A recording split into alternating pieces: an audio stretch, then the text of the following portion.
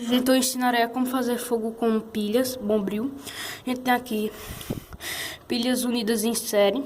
Ó, tem um pininho negativo no positivo. Aí depois conectei fio aqui, ó.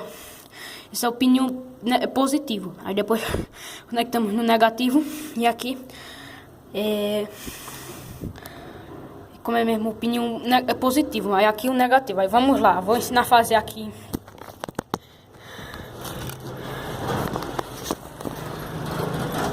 Aqui, ó. A gente vai ter que conectar os dois fios, ó. Deixa eu só esticar um pouquinho a bombril. Aqui. É assim. Tá? Iniciou uma pequena faísquinha pra gente.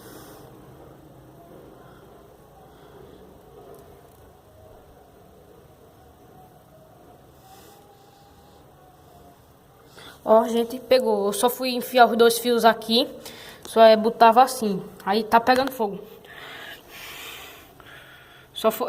Primeiro, como é que eu fiz? Eu enfiei os dois fios aqui. Tentei várias vezes. E essa vez eu peguei, porque tão fracas as pilhas. Eu botei como se fosse assim. Os fios.